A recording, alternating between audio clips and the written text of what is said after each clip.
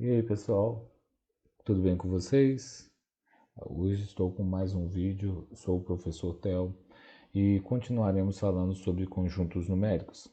No vídeo anterior, vimos que surgiu um novo problema na divisão de números inteiros, onde o numerador é menor, no caso, do que o denominador. Então isso não vai resultar um número inteiro. O que aconteceu? Surge um novo conjunto.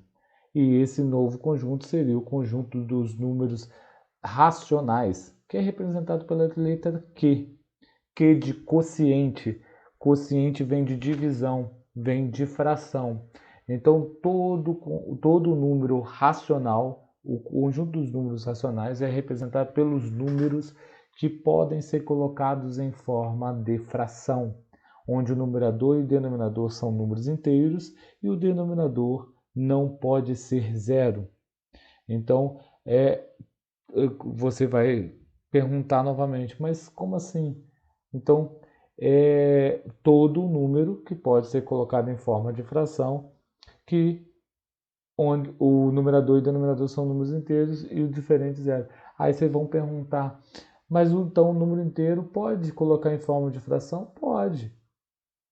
Todo número inteiro pode se colocar o 1 como denominador, pode ser uma fração equivalente à fração do número inteiro com o 1 no denominador. Então, eu posso representá-lo em uma forma diferente. Os números podem ser representados de forma diferente. Então, já falamos que então um subconjunto dos números racionais, que é o número inteiro, que o número inteiro consigo colocar em forma de fração.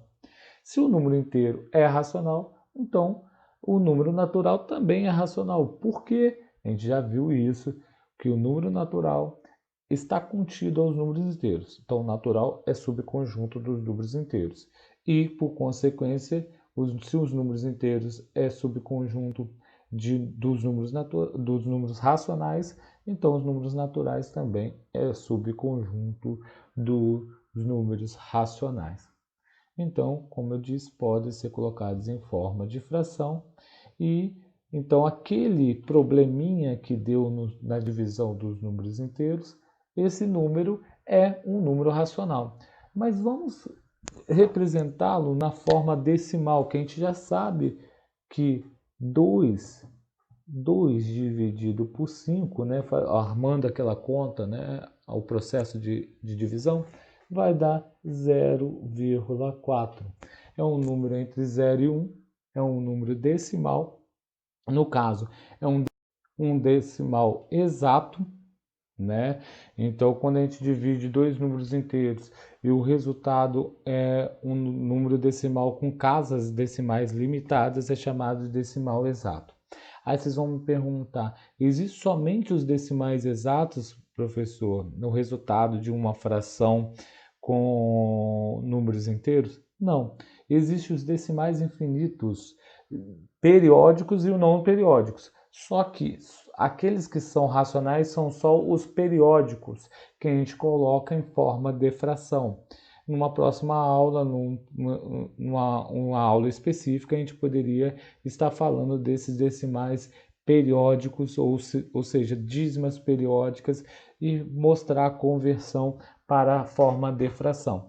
Eu vou colocar só dois exemplos, um decimal periódico, dízima periódica simples e outra dízima periódica composta. Então vamos lá. Uma simples, 2, 2, 2 reticências, que pode ser representado por 0,2 barra, que é a mesma coisa que se for colocar em forma de fração, 2 sobre 9.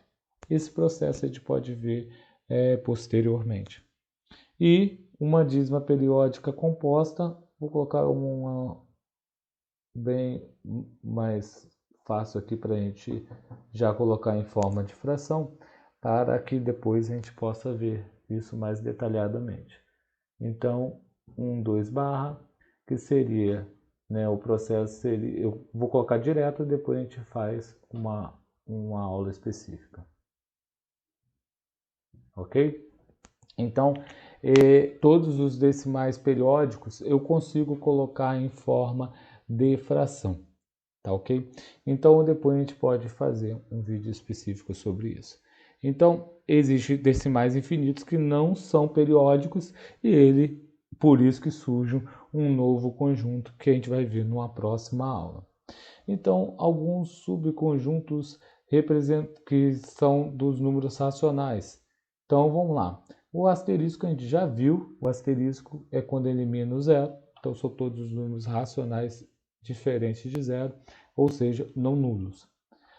Com mais do lado, eu estou eliminando os negativos. Então, ou seja, racionais não negativos. Com mais e o asterisco, eu estou eliminando os negativos e o zero, ou seja, somente os racionais positivos. Somente com o negativo do lado, eu estou eliminando o positivo, ou seja, são os racionais não positivos. E o asterisco com o negativo. Então, o conjunto Q com o asterisco e o negativo, ele só está eliminando os números positivos e o zero, só está ficando os negativos. Então, é o conjunto dos números racionais negativos.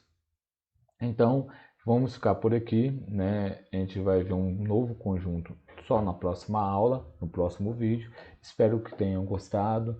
Clique no gostei, compartilhe esse vídeo, comentem qual o conteúdo que queiram ver, que eu estarei fazendo um novo vídeo para vocês. E muito obrigado pela atenção. Até um próximo vídeo.